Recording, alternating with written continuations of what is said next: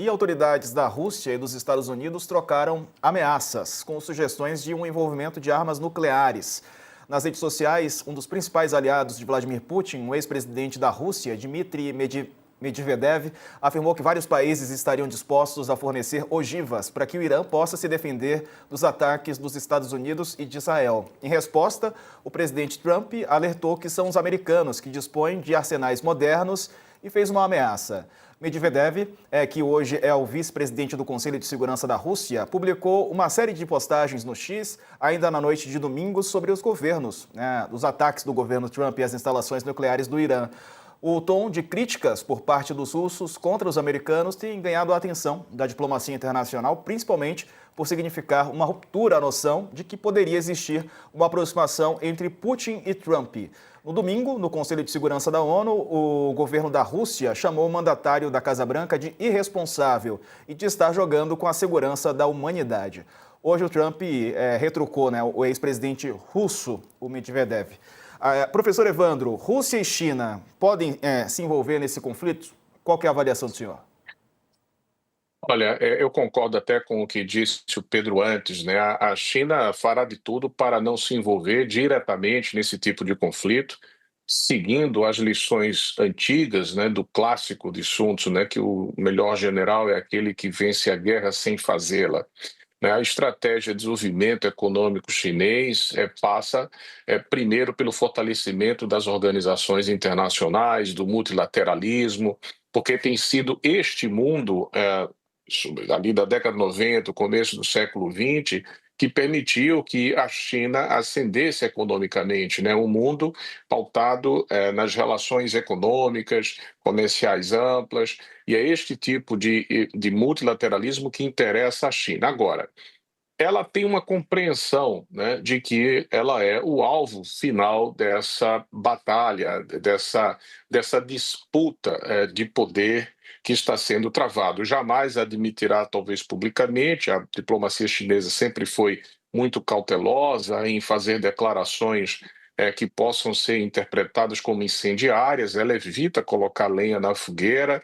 Portanto, o estilo da diplomacia chinesa é diametralmente oposto àquele da atual presidência dos Estados Unidos, onde o próprio presidente Trump ele tem uma atitude bastante imprevisível, né, escrevendo textos como se tivesse numa discussão de rua, né, com líderes políticos, quer dizer, de um baixo nível muito grande e muito destemperado, né? Hoje diz uma coisa, amanhã diz outra, talvez até se atribuindo uma importância nas suas declarações que talvez nem tenha mais, né? Já a China, com a sua diplomacia mais reservada e calculada, ela não se dá a improvisos, né? Isso é um ponto muito importante para a própria estabilidade do mundo. Quer dizer, um dia que a China fizer uma declaração que possa insinuar que ela está entrando no conflito, aí é que o mundo tem que se preparar para isso que poderia acontecer como consequência, né?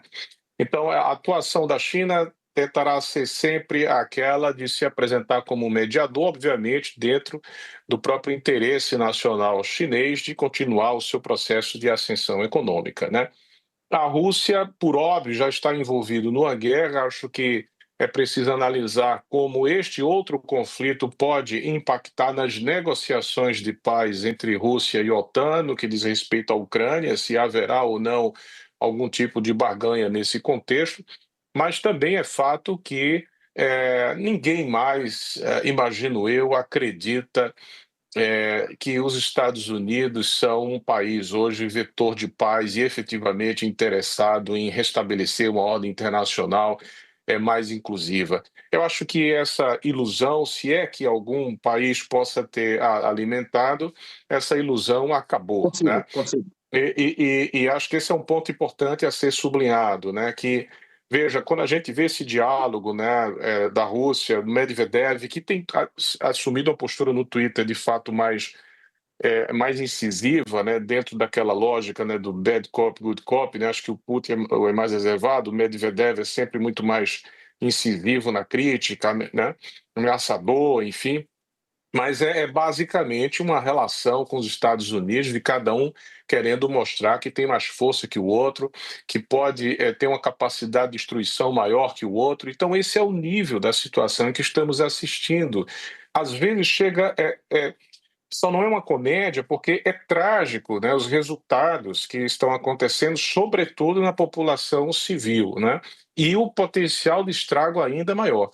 Então, nesse cenário, eu acho que a China tem assumido uma postura, até o momento, bastante responsável, comedida, né, sabendo não só do seu interesse nacional, mas, ao mesmo tempo, dos riscos que este tipo de conflito pode gerar para ela. Veja, para concluir o raciocínio, eu acho que é como se vivêssemos um momento em que a grande disputa entre os países, os mais poderosos, ali no Conselho de Segurança, ela já está, a guerra já está acontecendo em pequenos palcos, né, em outros países. Então, é como se todos estivessem se preparando para um enfrentamento maior, que talvez nunca venha a acontecer, justamente porque a capacidade destrutiva dessas grandes potências militares é extraordinária.